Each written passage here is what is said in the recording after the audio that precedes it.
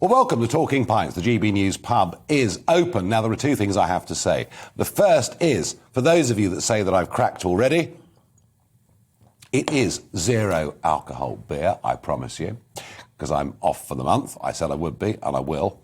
And the second is that our guest isn't with me because, yes, you've guessed it, he's got the Omicron variant, so he's tested positive. And the Reverend Steve Chalke, MBE, Baptist minister, founder of the Oasis Charitable Trust and a former United Nations Special Advisor on Human Trafficking, is at home. And Steve, good evening and welcome to Talking Pints. Good evening. It's not a pint, actually. It's a lovely red wine. Good. So clearly, the positive diagnosis has not set you back too much. No, it's not set me back too much. I've got a bit of a cough, and I might cough during this. But the funny thing is, I've had asthma since I was a kid, and I always get an asthmatic cough at this time of year. The reason I tested positive, actually, is about 5 days ago, my wife got a puncture in the rear tyre of her car, and she put one of those little, emergency ones on. And yeah. I said, look, I'll take it down to Quick Fit for you, and I'll get them to plug the tyre or put a new one on. There was a long queue. They said it's going to be an hour. But there were no shops open because it was between Christmas and the New Year. And the only thing to do was there was a testing centre across the road. I was so bored sitting in this Quick Fit centre that I thought I'd wander across the road and get myself a test just for the fun of it. And it came back positive. So I've got COVID, but I feel the same as I felt before. I've just got my asthmatic cough. That's it. Well, if you feel well enough to have a nice glass of red wine, you must be doing pretty well. Now, Steve, you are a man of action. You decide you're going to do things and you crack on and do them. And we'll talk about them over the course of the next few minutes. But the one that is particularly relevant, I think, right now is, you founded the Oasis Charitable Trust back in 1985, and you've done some remarkable things with it. And one of them is you've got about 40 schools that you're managing as a group. And I just think, today's news is that the schools will go back and that anybody from year 7 onwards, at least at this stage, just year 7 onwards, will have to wear face masks the whole time they're in school. I just wonder, Steve, there are some parts of the UK where the youngsters have missed nearly a third of the last school year. And to make them go back and wear face masks, I mean, haven't they suffered enough? They have suffered enough. I think the thing I'd say, Nigel, is that we went out just before Christmas, actually at the beginning of December, and we purchased, you'll probably disapprove of this, we purchased 150,000 masks because we reckoned that we'd reach this place. At the time, people laughed at me when I told them, but what we do, we have 53 schools, actually, and we work in poor communities. Yeah. So we need to keep those kids in school. I'm an educationist, amongst other things, but those things don't include scientists, and they don't. I'm not a medic. So I had the conversation you were having before about the virus and how it spreads and how lethal it is or not benign it is. All I've got to go on is what the Secretary of State for Education tells us to do. So this is what we've been asked to do. We know this. The bit that I do know is shutting schools, should we have to do it, because we've done it before, the impact on kids. And I know you know this story about their mental and their social health, their emotional health. Yeah. I mean, it's devastating. And the truth is, when I say that to you, I'm not just talking, theories because I've heard someone else say them.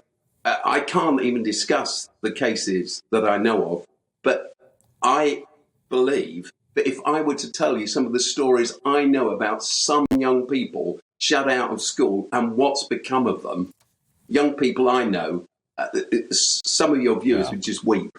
So basically, Steve, what you're saying is, if wearing face masks is the price you have to pay, if it keeps the schools open, that's a compromise you've simply got to make. Yeah, it's a compromise for now. isn't it? I mean, no one likes wearing a face mask. I hate wearing a face mask. These kids hate wearing face masks. But if it means the schools stay open, what they're doing really is protecting their teachers. As you'll know, when we've had to shut schools and schools are shut around the country, it's never really because, it's never that there aren't enough kids to come to school. You reach the stage where you just don't have enough staff available to run a school safely. So all I can say, Steve, is let's hope the face masks work, because the government in the early part of the pandemic didn't think they did. Now, this charitable trust that you set... Other stuff, Nigel. Sorry? It's just one measure, isn't it? Along with other stuff. Before Christmas, by the way, before we move on, we have about 4,500 staff, school staff, and we had just over 400 of them away sick. So 10% of our staff were missing before Christmas. We don't know what's going to happen over this next week or two.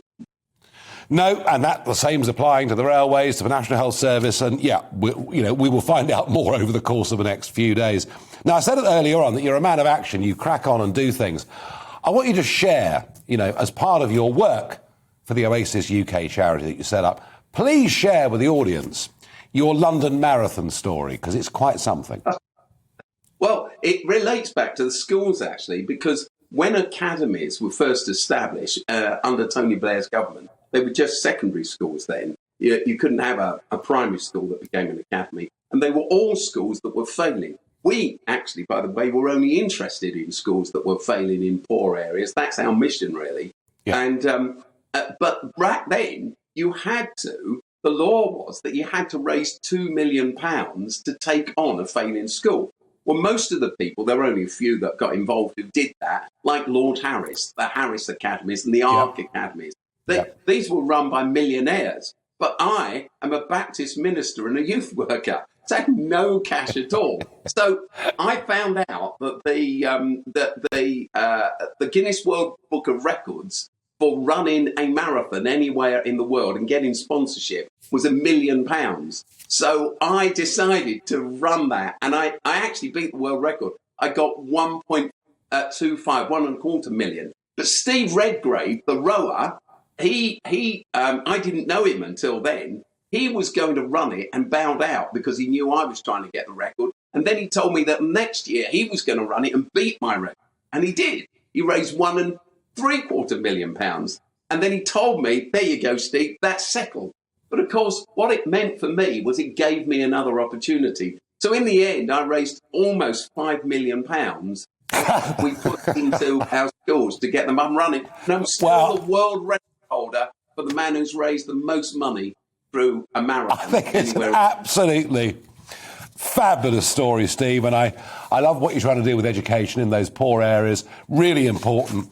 Quick thought, if I can, on your work with the United Nations as a special advisor on human trafficking, because I see what's happening in Dover, and I think you live in Kent as well, don't you? No, I live in South London. Yeah, okay. But we work in Kent, and I know the situation in Kent. But very well. Yeah, I mean, and I see what's happening, and I realise that actually it's a trafficker's dream. I mean, everyone that's come this year into Dover, no one's been removed. There's no disincentive in terms of paying traffickers. Many of those that come will finish up far from a sort of Dick Whittington dream, living in some form of modern-day slavery. What do we do about it? Well, the first thing to understand is there's no such thing as a people trafficker. A criminal gets out of bed to make money. This is serious, organised crime. If they can make it out of selling bullets or missiles, they do it. If they can make it out of selling drugs, they do it. If they can make it out of people selling, they do it. But they don't discriminate. They do all of these things at once. The thing is, you can only sell a missile or a gun once. You can only sell a drug once. But if you get hold of a person, you can sell them every day for labour or for sex. You just sell them and sell them and sell them. That's why they're so incentivised around this. And it's a worldwide problem, as you know, Nigel. Yeah. It's right across the world. And whatever legislation we put in place, because my role has been thinking about this worldwide, I began to think about it, actually, because I'm half Indian and we work in India. And in the schools we run in India, we saw in the slums there, children just being taken or that they just disappear. And we wondered where they were going, and we realised they were being snatched. So that this is serious organised crime. And whatever we put in place, the criminal will always be one step ahead. So we have to keep on chasing this and keep on reinventing things. Otherwise, we lose out. Evil triumphs when we do nothing. It's very tough. Steve, I could talk to you all day, particularly in person. But just a final quick thought from you. As a Baptist minister, how do we rediscover our Christian faith in this country? I think that what we've got to do is rediscover spirituality. For me, my faith, my Christian faith, is my motivator. It genuinely is. When I was 14, I grew up in South London near the Palace football ground, and I started going to a youth club at one end of the Palace football ground, Selhurst Park, in a church, because there was a girl that I fancied there. She didn't fancy me, but what I heard was this most wonderful story that my life mattered and had purpose. In the end, vision, a sense of purpose, is the only thing that matters in life. And my Christian faith has given me that to pull me through. I heard Oprah Winfrey once say, she said, the only question that everyone deserves to answer for themselves at some point in their lives is, why am I here? What am I here for? And I think that Christian spirituality has given me that sense of purpose.